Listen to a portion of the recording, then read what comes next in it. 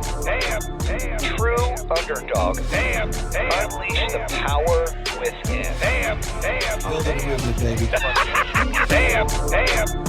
True Underdog. Unleash the power. Jayson Waller here, True Underdog, Unleash the Power Within. We've got an exciting episode for you today. I've got my co-host, John LeBlanc, and we have got Bianca Arcori.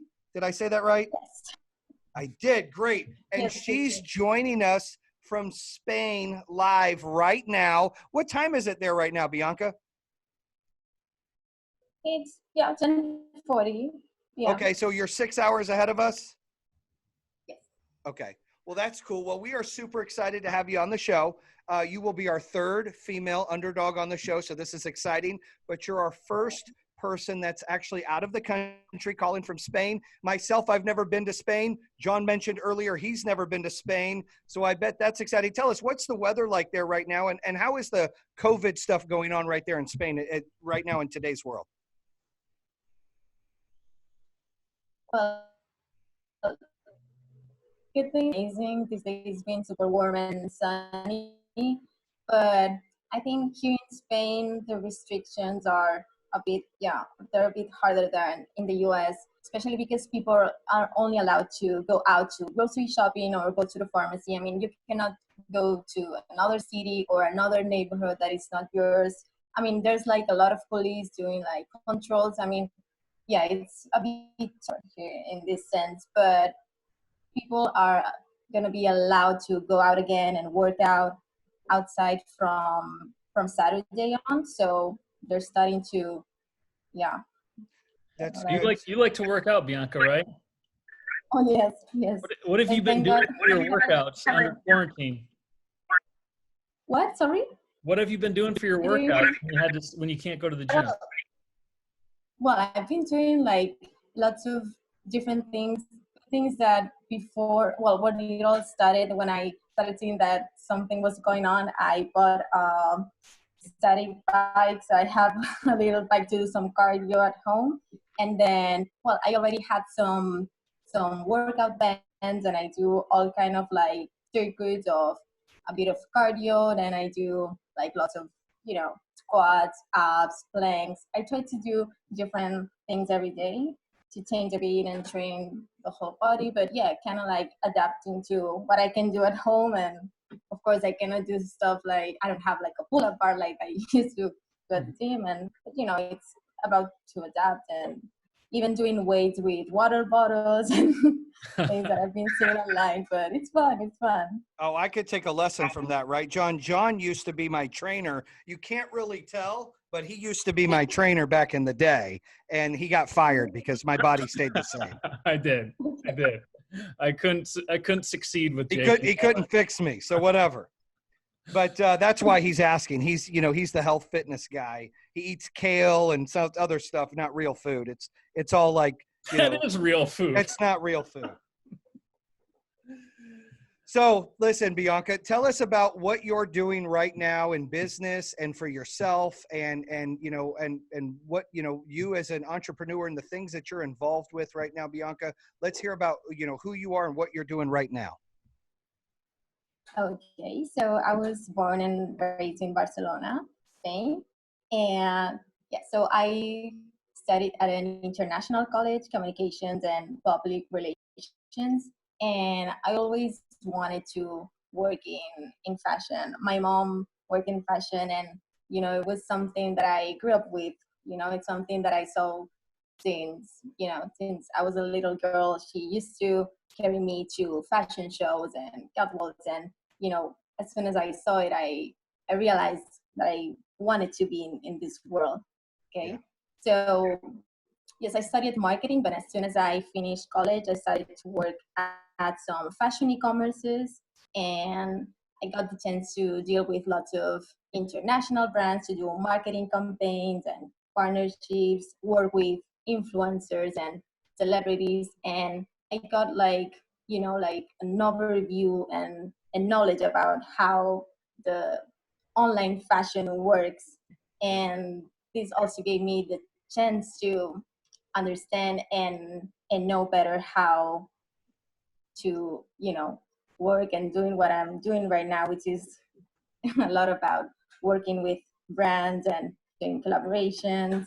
And right now I'm also working on my own website with a close friend that is also a fashion photographer. He also owns a marketing agency, so he's also an expert on programming and doing websites. So we're working on that, and yeah, I'm very excited because we have lots of things going on. I'm actually always busy every day, and that's something that I never expected, during this period, because I thought, oh my God, now what am I going to do? I'm going to stay home all day. What am I going to do? But I'm actually busy all the time.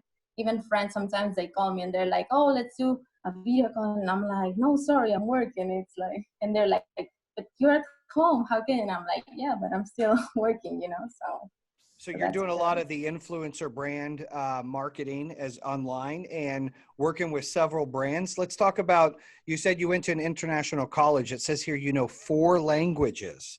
Tell us about that. What 4 languages do you know? So I speak a native Spanish and Italian because my dad's Spanish and my mom's Italian. And then I also speak the regional language from here, which is Catalonian, and English, of course. I always had a passion for languages too, since I was very young, and I always took extra lessons of English and in order to improve it. And I also always wanted to study abroad. So as soon as I saw that there was an international college in Barcelona, I thought that it was a perfect way for to start there. And I also got the chance to meet a lot of people from all over the world, because there were lots of international students and lots of cultures. And yeah, this is how I also learned a lot of slang too, and it was very fun and interesting. Oh, good. So you said growing up as a kid, did you grow up in Spain or did you move around at all, or how was your childhood like? Oh, well, no, I live and grew up in Spain, in Barcelona, but I travel a lot, actually. I've been, in so many places in Europe. I've been to France, Italy many times because I still have family in there. I've been to Greece, to Malta, and then, I've also been to the US a few times, and, I love it. And then, yeah, no, I travel a lot since I was a young kid, so that was amazing. So, England too, and you always travel. Did you say you travel alone? no, a lot. Sorry. Do you ever travel alone? I travel alone for work, especially in one of my latest jobs. When I worked at a fashion app, and I worked for the Italian market. So I used to travel to Italy for meetings, and so in those cases I travel alone. And sometimes also for another app I used to work.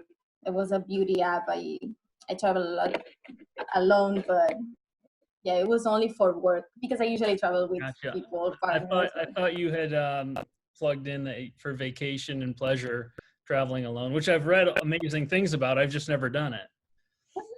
I totally respect it, but yeah, for me, I love to share the experience with people, friends, lovers. So. Yeah, John and I don't know what it's like to travel alone. We're full families, full-fledged, right, John? We travel deep, baby. We travel deep. So let me ask you this. So growing up as a kid and you went to school there, you decided to go to college. Obviously you aspired to do different things in your life, and you've probably had to overcome some challenges and some tough times in your life, right? Where, maybe you felt all alone, or you felt like it was going to be too hard to really overcome and surpass that, to take it to the next level. Let's talk about some of those. When was a time transitioning basically from college to where you're at now, where you felt like the walls were closing in and it was going to be hard? And what did you do about that? Well, I can start saying, actually, when I started college, my college was private, and, I'm not ashamed to say that I come from a humble family, and it was hard to pay for all by themselves. And, so I started working at nights when I started college, and my life from Monday to Friday was waking up at 7 a.m., going to class, and then working at night, sleeping 3 hours maximum, and then going to class again. And it was all because I was helping my family to pay for that and to pay the bills. And that's something that, it's hard, because I used to see all my friends that, they just had to go to class. They got new apartments and houses that were paid by their parents. And me, I was always in a rush in order to not be late to class or being late at work, and having lots of coffees in order to be always Yeah. like, doing all the homework. But I learned so much from that, and I met so many like amazing people in all along the way at work, and people that also like helped me a lot to face all these so now I'm used to it always to be kind of like a non-stop person, and So, so always you came from a humble family, and you had to work a job and go to college and help support your family. Am I correct? yes, Yeah, yes, and I'm still doing that. It's yeah. Do you have any brothers or sisters? you know I have Okay. a close cousin, but yeah, I'm Okay. an only child. But my grandma was kind of like my mom. She was the one who raised me. My mom, because my mom used to work like every day, like all day long. And yeah, it was because I met my dad a few years ago. I only, yeah, that's another like tough situation that I had in my life. uh, I only used to live with my grandma and my mom, and yeah. So, if you don't mind, I mean, I think it's important that the listeners and the viewers know that, hey, you're working from home, you're having to help provide for your mom and your grandma, you're going to college to learn, you're working all night, you're barely getting sleep, you're around peers and friends that are, they have it a little easier than you, right? You're a little envious, but because of that hard work, now here you are motivated and nonstop, going. But you mentioned something that I want to ask about. You said you just met your father. How did that go down? You didn't know him as a child, and then you just met him. What happened there? My dad left when I was 3 years old, and yet I never had any contact with him. But then my mom and him, they started like seeing each other again when I was 21, and I met him when I was 21. And yet I actually met him the few days before starting my internship and my, let's say, like night job. So it was tough because I was, um, so like overwhelmed by the situation. But at the same time, I had to be very motivated and work hard in order to, you know, show that I was good at work at the internship. So, and that's something that, gave me like a lot of strength to face like other things or situations in life, or maybe also like see those situations as something easier, because I've been through things that are so hard that, what can be harder now? It's Sure. What's your relationship with him now? Was it, I mean, you overcame that initial meeting, right? So how has that evolved? oh no, I mean, right now it's perfect. Of course, I mean, it's not that I mean, I don't call him dad, but I don't call my mom either. We call each other by our names, but since I was a child, because I don't know, I started hearing my aunt and my grandma calling my mom by her name, and my first word was her name instead of saying mom. So, but yeah, no, I have a very good relationship with him. We're very close, and I mean, I feel I'm an adult. I mean, we're adults. It's not that in the end, it's someone that, came into my life in a moment that was hard, but things take time. But if you work on things and you want to build a relationship with someone, you have to try and see how things work, and it works. So That's yeah. good advice, for all people out there, not just ladies out there, but anytime. My mom didn't meet her dad till she was 30, her real dad. And so she didn't even know she was adopted from her stepdad till she was in her teens. And so here we are, my mom's 30, I'm 10 or 11, and we meet my grandpa for the first time, and he's got 8 other kids, right? It's like, what? So now I've got all these uncles and aunts that are younger than me, and I'm like, this is weird. But we built a good relationship with him. He passed a few years back, and but you never know. I'm sure as a young lady growing up, you're like, I wish I could see my dad. I wish I knew my dad. I'm sure those thoughts came through your mind. I've never experienced that. I've had both my parents in my life, and I've been blessed. They were great parents and really helped molded who I am. But, that's inspiring that you never gave up hope, and he comes into your life at a time that you need him. And now you have a good relationship with him, and then he's talking to your mom again. So that's kind of ironic, but yet full circle. And then you're still out working and busting your tail, doing your thing to make sure that you're helping your entire family. I mean, that's pretty cool. And I think a lot of people here in the States, I don't know what it's like in Spain, and I can't say I've ever been there because I haven't. Want to come, never been. But, a lot of people here take things for granted and find excuses in times like that, right? Things to blame. And it sounds like you didn't do that, that you really said, you know what, I kept hearing you say hard work, hard work, hard work. And I think that that's important for people to know, that no matter what your situation is, as long as you work hard and you believe, and like you say, give things a chance, good things can happen out of that. Right, John? Yeah, absolutely. That's a ginormous obstacle to overcome. And I mean, there's so many emotions involved in that. So I think the more you face that, and the more we even do this, right? We hear about so many stories of people just overcoming a lot of obstacles. And then, some things just don't seem as big as they, could be. And, overcoming some of those obstacles that you did early on, meeting your father, giving things a chance, like Jayson said, I think can only help you in your personal and professional life, which I'd love to talk about, actually. So you do a lot of it on social media, talk about your website. I mean, we can go anywhere we want, but, I've looked through some of the stuff, and it looks amazing. Do you want to speak to that a little bit?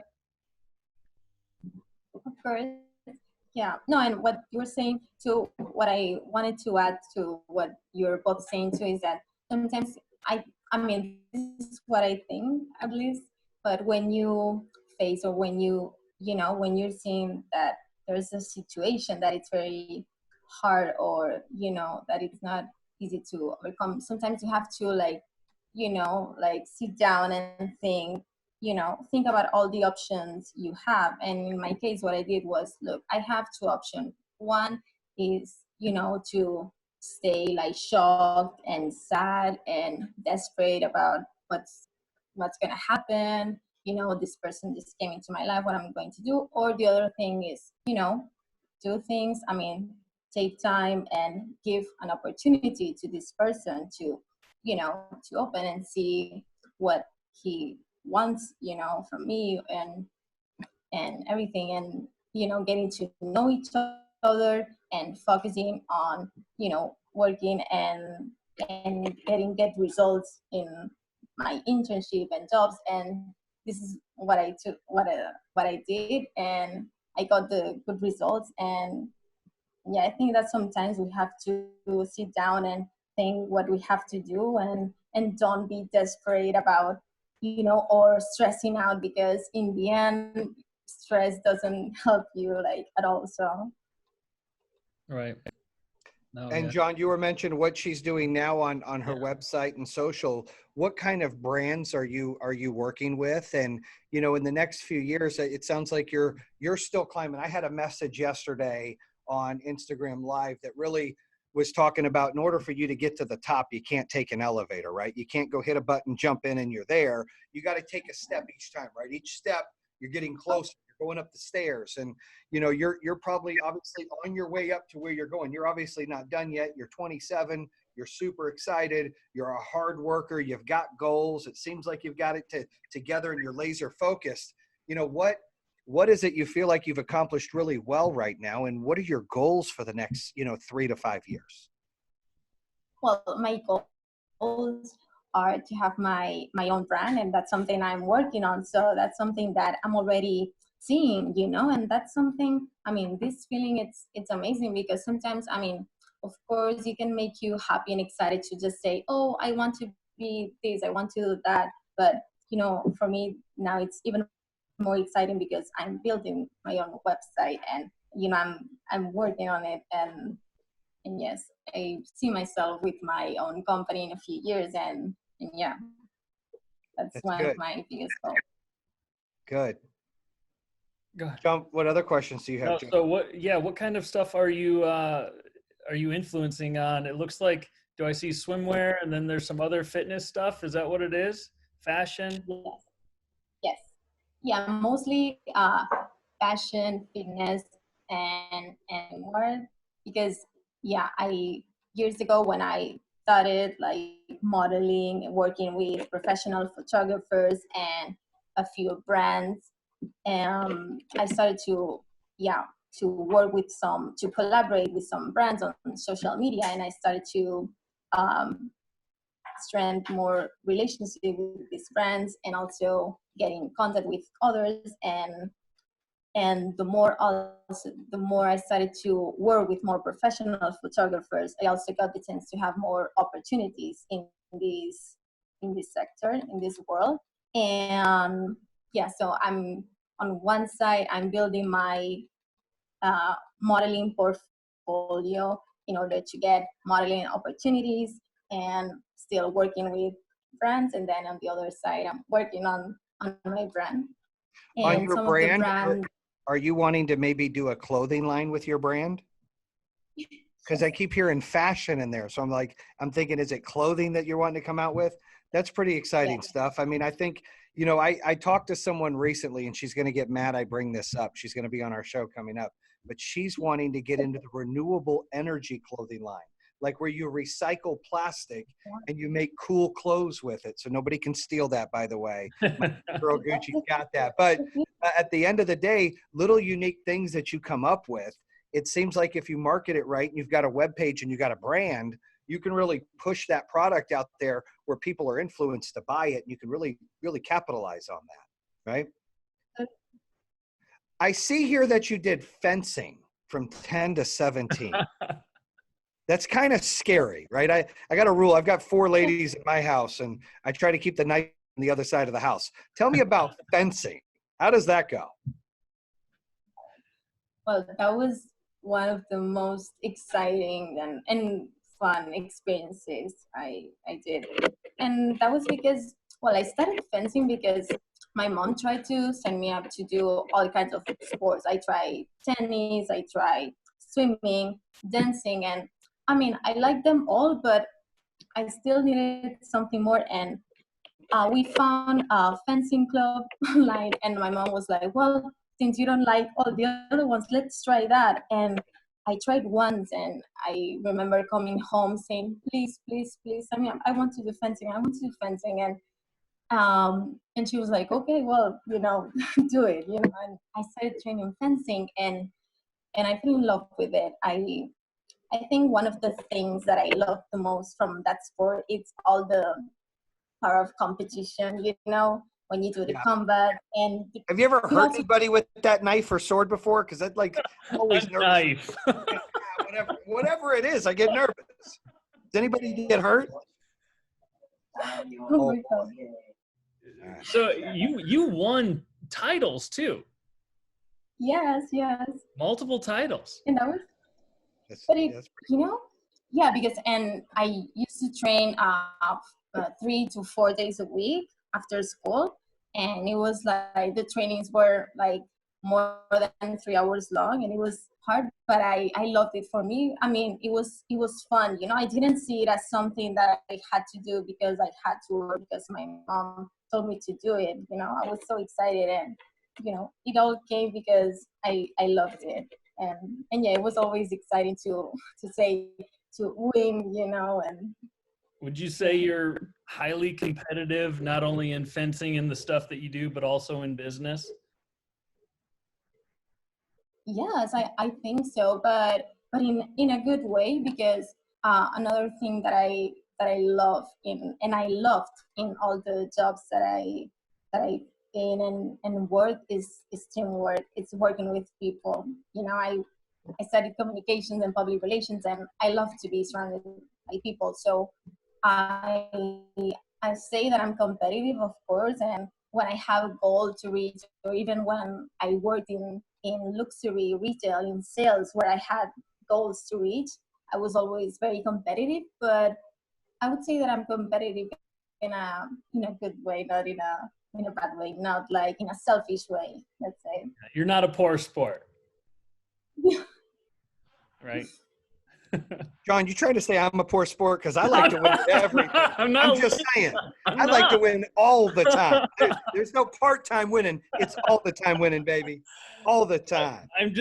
I'm not saying that at all. Okay, just checking. I felt like there was a bait there. Like, okay, so you're saying that you're not a sore No, loser.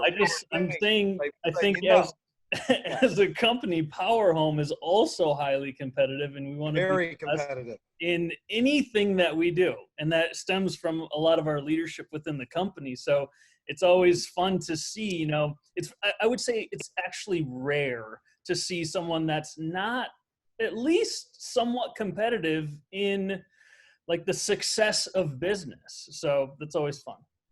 Yeah, I'm a big believer. Either you're going to fit in with the sheep or you're going to stand out and move the sheep, right? So you got to figure out what it is that you want to do. And there's nothing wrong with sheep, but somebody's got to move them along, right? And I think in today's message, Bianca, and having you on, I think people need to understand that life throws us curveballs, and some of us grow up with less and have to find a way to overcome that and work hard, right? You said either they can complain about it or sit in a bad spot or be negative about it, or you can be positive about it and do something about it, right? I'm a big believer of we write our own map. Nobody writes it for us. We have our own life in front of us, and we pick and deal with it how we want. We choose how we react to anything. Good, bad, doesn't matter. We get to pick how we react, and that's what we can control.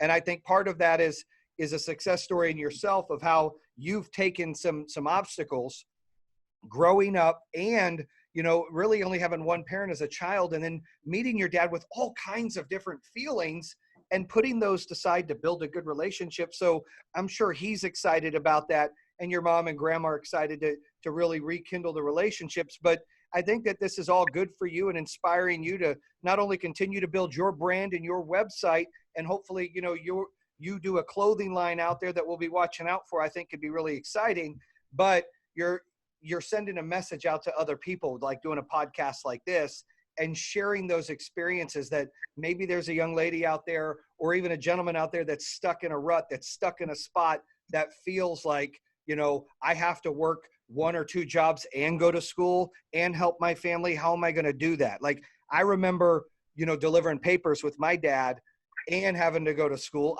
I'm familiar with some of what you're saying, right? I've been there, and I didn't have to pay for college. I didn't go to college. I was one of those guys. But at the end of the day, you get to pick your map. And I just think it's very inspiring that you did that you didn't take no for an answer. You didn't make excuses about your life. You came out, you're living the life you want to, you're aspiring and other people, and you're building your brand, and you're doing it your way. And I think that's just great. I mean, John, don't you agree? That's exciting stuff to share.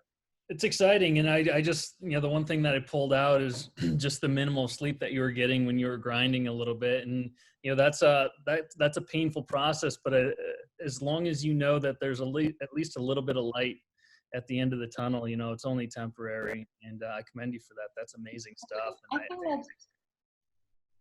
And I think sometimes these things even make you appreciate things even more, at least, to feel even more grateful. As soon as I remember for me because I never had days off at the beginning, and it was hard because I was only, if I had off from college, then I had to work more hours at work. So as soon as I had some days off or vacations, I was so grateful, and you just start even like appreciate more the little things, things that maybe like you wouldn't appreciate, like you're like, so I would you agree learn with a lot. I think when you work for things, I think you appreciate them more. That's a fact. I think that's a known statement. When things are given to you, it's not the same as earning it. I would agree with you. Well, thank you, Bianca, for coming on. Hopefully we can have you on here again soon. And, we're going to go ahead and let everyone know you can follow us at Spotify, at iTunes, iHeartRadio, Apple Podcast, also our YouTube channel at True Underdog. You can visit Bianca. What is your handle, Bianca? So it's Anastasia. It's my second name, Jador. Perfect. Anastasia Jador. Okay. John, anything you want to add? I'm going to wrap it up and close it here real quick. No, it's been a pleasure talking with you, Bianca. Thank you so much for coming. Thank you so much. And visiting us from Spain. That's right. All right. Yeah. Bam. That's a wrap here at True Underdog. Unleash the power within. Bam. Bam. True And Underdog. Bam. Unleash the power within. Bam. build a movement, baby.